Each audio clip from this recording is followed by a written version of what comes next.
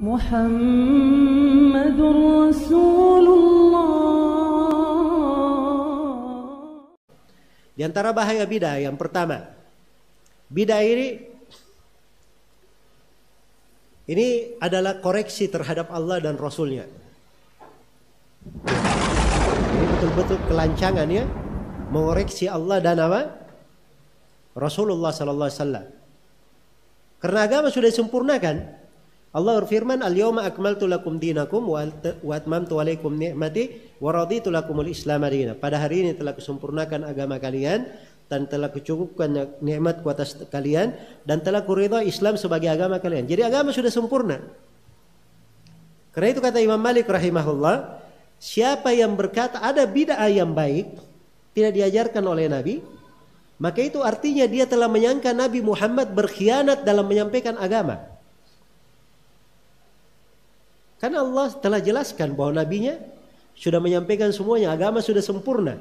Jadi kalau dia katakan ada hal yang baik Nabi tidak ajarkan, berarti Nabi berkhianat. Ada sesuatu yang diluputkan oleh Nabi. Itu artinya menuduh Nabi berkhianat. Ini diantara bahaya. Diantara bahaya bid'ah ini sebab datangnya laknat. Karena itu dalam hadis Rasulullah sallallahu alaihi wasallam bersabda, "La'anallahu man awa muhditsan." Allah melaknat orang yang melindungi pelaku bid'ah. Bisa juga dibaca muhdatsan. Kalau dibaca muhdatsan, terjemahannya Allah melaknat penganut bid'ah. Jadi penganutnya yang berbuat bid'ah atau yang melindungi pelaku bid'ah semuanya dilaknat. Di hadits yang lain, wa man awa muhditsan atau muhdatsan fa alaihi la'natullahi wal malaikati wan nasi ajma'in.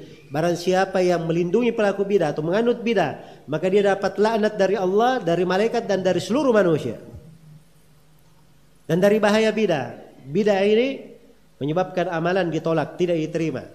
Rasulullah bersabda, "Man 'amila 'amalan laisa 'alaihi amruna fa huwa raddun." Siapa yang beramal dengan sebuah amalan tidak dibangun di atas tuntunan kami, maka amalannya tertolak.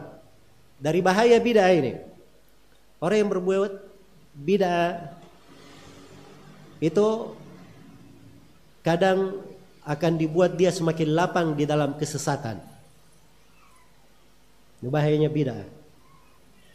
Semakin lapang dalam kesesatan. Karena itu dikatakan dalam Al-Quran, "Falamma zagu azaghallahu qulubahum." Begitu mereka menyimpang, Allah membuat hatinya semakin menyimpang. Qul man kana fi dhalala falyamdud lahu ar-rahmanu madda. Katakanlah siapa yang berada dalam kesesatan, maka Allah akan semakin melapangkan dia di dalam kesesatannya. Kemudian dari bahaya bid'ah, pelaku bid'ah itu sulit bertobat. Ya. Kenapa sulit bertobat? Tobat itu kan dasarnya penyesalan. Sedangkan pelaku bid'ah ini dia tahu dirinya apa? Dia menganggap dirinya benar, tidak ada masalah. Bagus yang saya kerjakan. Bagaimana dia bisa bertobat? Karena itu dalam hadits Anas bin Malik, Rasulullah sallallahu alaihi wasallam bersabda, "Innallaha ihtajaza at-taubata an kulli sahibi bid'atin hatta yada'aha." Sungguhnya Allah menahan taubat dari setiap pelaku bid'ah sampai dia meninggalkan bid'ahnya. Ya. Sampai dia meninggalkan bid'ahnya. Bid'ah ini mendatangkan kehinaan dan kerendahan. Ya. Innal ladzina ittakhadul ijla sayanaluhum ghadabun min rabbihim wa dillatun fil hayatid dunya wa kadzalika najzil muftarin. Ini dua ya, bahaya. Kehinaan dan kemurkaan Allah dia dapatkan.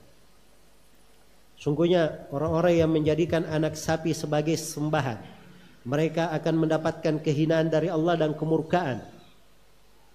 Ya. Mungkin ada yang berkata, loh itu kan untuk penyembah anak-anak sapi. Enggak, perhatikan akhir ayat. Wa kadzalika najzil muftarin. Demikianlah kami balas orang-orang yang mengadakan kedustaan. Pelaku bidah itu mengadakan kedustaan. Jadi itu semua balasan sama, termasuk pelaku bidah. Itu pendalilan Al-Hasan Al-Basri rahimahullah terkait dengan ayat. Ya. Kemudian dari bahaya bid'ah ini, pelaku bid'ah ini nanti termasuk orang yang diusir dari telaga Nabi sallallahu alaihi wasallam pada hari kiamat. Ya. Luar biasa ya, di padang mahsyar dikumpulkan di tengah manusia, matahari didekatkan di atas kepala. Satu hari pada hari kiamat itu dalam Al-Quran ada yang menyebutkan ada satu hari seperti 50.000 tahun. Ada satu hari seperti 1000 tahun. Bayangkan ini saja satu hari cuman beberapa belas jam saja kita sudah menderita di bawah terik matahari. Mataharinya jauh, subhanallah. Ini matahari dekatkan di atas kepala, satu hari sedemikian panjangnya. Iya. Dan kita tidak tahu berapa hari pada hari kiamat itu. Iya. Maka manusia di padang mahsyar itu, ya, semuanya mencari nabinya masing-masing. Dan di situ ada telaga. Setiap nabi punya telaga. Nah, siapa yang minum dari telaganya, telaga nabi kita Nabi Muhammad SAW dikatakan dia tidak akan haus selama-lamanya. Ya, dan banyak ya tentang sifat telaga itu. Kita akan kaji nanti di buku-buku akidah yang lain. Yang jelas ada yang masuk ke telaga, tiba-tiba diusir. Nabi berkata, umatku, mereka umatku. Maka dikatakan kepada beliau, innaka la tadri ma ahdatsu ba'daka. Kamu tidak tahu ya Nabi Muhammad apa yang mereka ada-adakan setelahmu. Ini mengada-adakan itu sifatnya apa? Sifatnya bid'ah. Karena itu kalau kita ingin menghitung bahaya bid'ah ini banyak sekali.